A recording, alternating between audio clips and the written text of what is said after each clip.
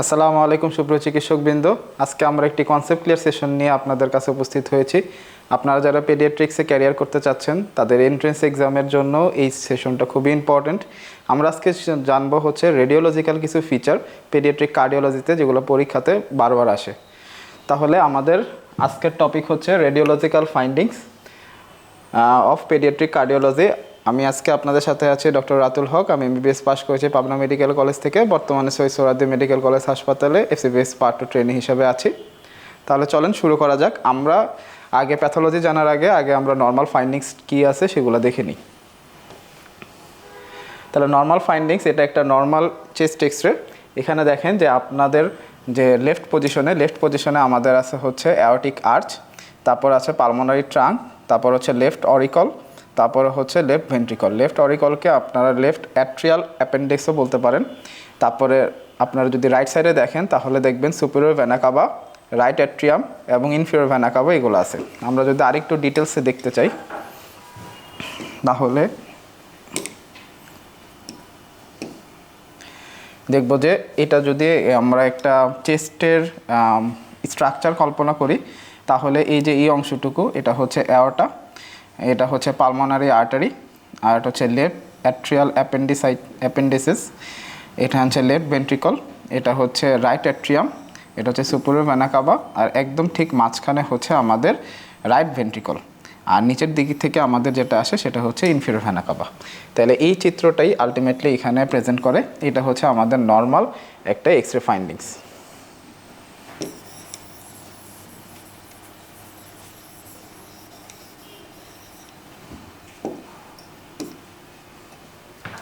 আমাদের পেডিয়াট্রিক্স ফ্যাকাল্টির জন্য খুবই ইম্পর্ট্যান্ট একটা টপিক টেট্রোলজি অফ ফ্যালট, মানে হচ্ছে টফ। এই টফের মধ্যে টেট্রোলজি যেহেতু 4টা জিনিস থাকে আমরা জানি, তার মধ্যে 1 নম্বরে থাকে হচ্ছে রাইট ভেন্ট্রিকুলার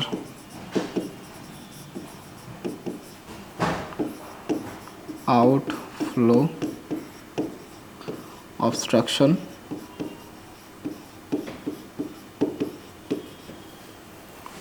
2 নম্বরে থাকে হচ্ছে ভিএসডি, 3 নম্বরে থাকে হচ্ছে ওভাররাইডিং অফ অ্যাওর্টা, আর 4 নম্বরে থাকে হচ্ছে আমাদের রাইট ভেন্ট্রিকুলার হাইপারট্রফি। আপনাদের এখান থেকে এসবিএ প্রশ্ন আসে যে main component of টেট্রোলজি of Fallot কোনটা। তাহলে আপনাদের main component of টেট্রোলজি of Fallot যদি আসে পরীক্ষাতে তাহলে আপনারা এটা দাগাবেন যে রাইট ভেন্ট্রিকল আউটফ্লো অবস্ট্রাকশন। এর আরেকটা নাম আছে ইনফান্ডিবুলার অবস্ট্রাকশন বা যে পালমোনারি ট্রাঙ্ক অবস্ট্রাকশন বা স্টেনোসিস, যেটাই হোক সেটাই হচ্ছে আপনাদের ফার্স্ট অ্যান্সার হবে। তাহলে এসবিএতে আসলে আপনারা এটা অ্যান্সার করবেন। এখন হচ্ছে টেট্রোলজি অফ ফ্যালটের মধ্যে আমাদের কি ধরনের এক্সরে ফাইন্ডিংস পাই আমরা, এটা হচ্ছে কথা। টেট্রোলজি অফ ফ্যালট একটা হচ্ছে cyanotic heart disease, most common cyanotic heart disease. Most common acquired heart disease হচ্ছে কাওয়াসাকি ডিজিজ। আচ্ছা, তাহলে এখানে দেখেন আপনাদের যে হার্ট শেপটা আছে, এই হার্টের শেপটা এখানে এরকম হয়ে এই দিক দিয়ে এরকম হয়েছে। তাহলে এইটাকে আমরা কি বলতেছি, এটাকে আমরা যদি একটা চিত্রের মতো দেখি তাহলে দেখেন একটা বুটের মতো শেপ হয়ে গেছে হার্টের। কারণ হচ্ছে এই যে অ্যাপেক্স যেটা, সেই অ্যাপেক্সটা উপরের দিকে উঠে গেছে। তাহলে এটাকে আমরা বলতেছি হচ্ছে বুট শেপ হার্ট। এখন পরীক্ষাতে প্রশ্ন আসে, পরীক্ষাতে 2টা এসবি আসে। একটা এসবি এর কথা তো আমি আপনাদের বললাম যে টেট্রোলজি অফ ফ্যালটের মেন কম্পোনেন্ট কোনটা, সেক্ষেত্রে অ্যান্সার হবে হচ্ছে ইনফান্ডিবুলার স্টেনোসিস বা রাইট ভেন্ট্রিকুলার আউটফ্লো অবস্ট্রাকশন। কিন্তু আপনার যদি প্রশ্ন আসে যে বুট শেপ হার্ট কেন হইল, তাহলে উত্তর হবে হচ্ছে রাইট ভেন্ট্রিকুলার হাইপারট্রফির কারণে এটা আসলে বুট শেপ হার্ট হয়েছে। তাহলে 2টা এসবিএতে কোনটাতে কী চাইছে এটা আপনারা দেখে তারপরে অ্যান্সার করবেন। চলেন তারপরে যাই আমরা। তাহলে আমরা যেখানে ছিলাম যে transposition of the great arteries, আমাদের আর্টারি মেনলি হচ্ছে 2টা থাকে, একটা হচ্ছে পালমোনারি ট্রাঙ্ক আর হচ্ছে অ্যাওর্টা। আমাদের যে পালমোনারি ট্রাঙ্ক সেটা শুরু হওয়ার কথা ছিল রাইট ভেন্ট্রিকল থেকে, আর অ্যাওর্টা শুরু হওয়ার কথা ছিল লেফট ভেন্ট্রিকল থেকে, কিন্তু তাদের পজিশনটা চেঞ্জ হয়ে যায়, যার ফলে সেটাকে নামকরণ করতেছি আমরা হচ্ছে transposition of the great arteries.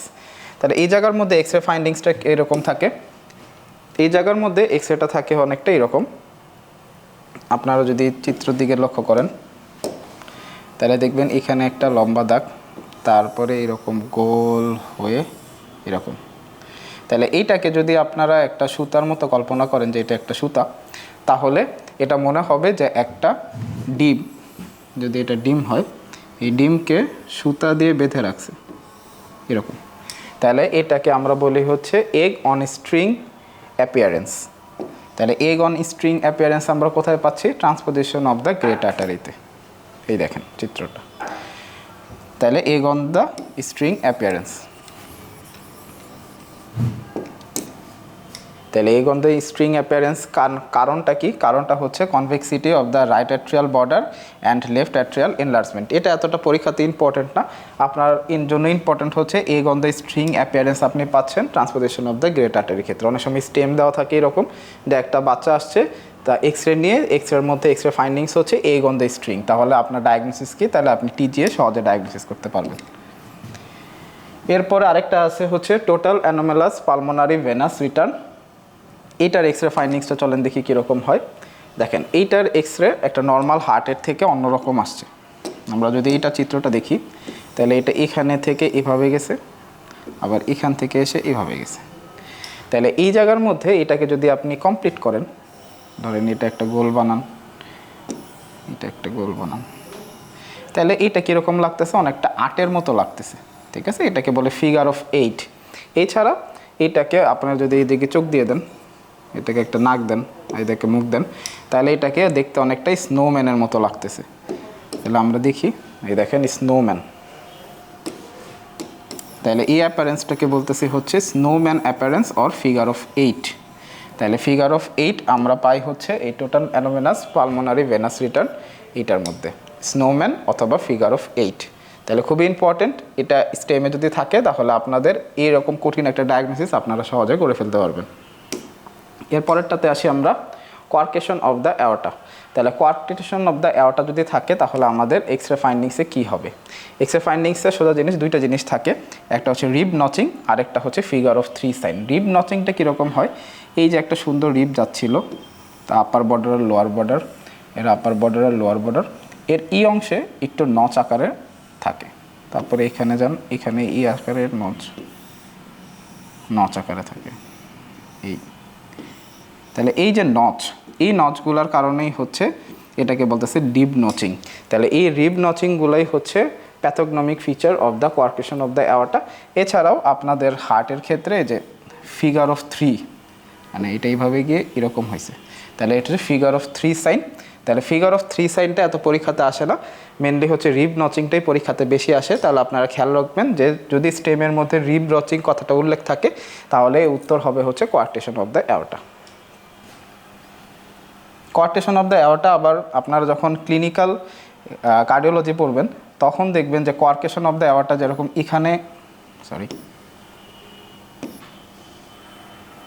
যেমন আপনার এখানে অবস্ট্রাকশন মনে হচ্ছে, এরকম অবস্ট্রাকশন কিন্তু আপনার চাইলে এখানেও হইতে পারে, আবার চাইলে এখানেও হইতে পারে। সব জায়গার অবস্ট্রাকশনের আলাদা আলাদা হিসাব। কীরকম? যদি এইখানে অবস্ট্রাকশন হয় তাহলে মনে করেন নিচের ব্লাডগুলো যেতে পারতেছে না, কিন্তু উপরের কিন্তু সবগুলো ব্লাড যেতে পারতেছে, 1।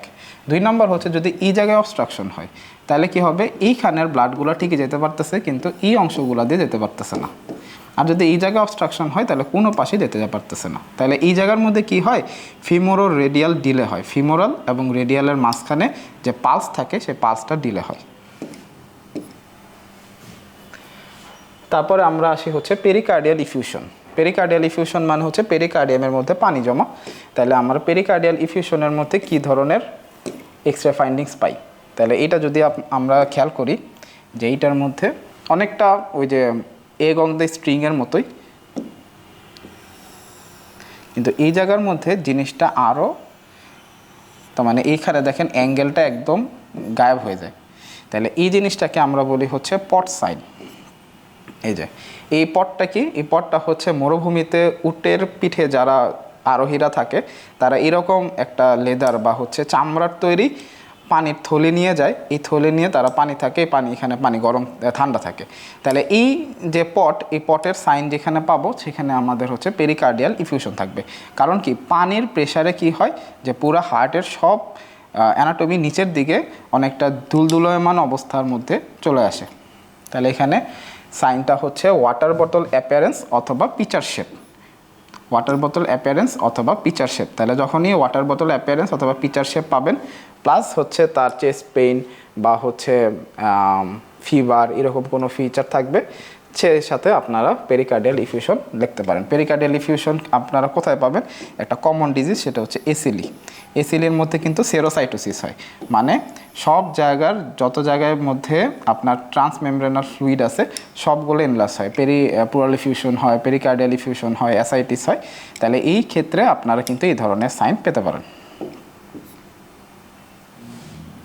তাহলে এত ছোট্ট একটা কনসেপ্ট ক্লিয়ার সেশনে আপনারা আজকে দেখতে পারলেন যে আমরা কি কি কার্ডিওলজির এক্সরেগুলো পাই। রিসেন্ট যে FCPS পার্ট 1 পরীক্ষাগুলো হয়েছে প্রত্যেকটাতেই এরকম কার্ডিয়াকের যে এক্সরেগুলো সেগুলো দেওয়া হয়েছে এবং অ্যান্সার জানতে চাইছে, ডায়াগনোসিস জানতে চাইছে STMA SBA আকারে। তাহলে SBAগুলো যাতে আপনারা ভুল না হয়, তাহলে এই অ্যান্সারগুলো খুবই ইম্পর্টেন্ট, খুবই সাজেস্টিভ আপনার জন্য, এক্সামের জন্য খুবই ইম্পর্টেন্ট। আপনারা যদি রেডিওলজিতে কোনো বই ফলো করতে চান তাহলে আবিদ হোসেন মোল্লা স্যার এবং লুথুর কবির স্যারের ক্লিনিক্যাল রেডিওলজি অ্যান্ড পেডিয়াট্রিক্স নামে বইটা আছে, ওইটা আপনারা ফলো করতে পারেন। আর সিনাপসে বর্তমানে ক্লিনিক্যাল ব্যাচ, লং ব্যাচ এবং এক্সাম ব্যাচ চিন্তাই চলমান আছে। আপনারা সিনাপসের সাথেও যুক্ত হয়ে এসব ক্লাসগুলো এনরোল করে ফেলতে পারেন। সবাইকে ধন্যবাদ। আসসালামু আলাইকুম।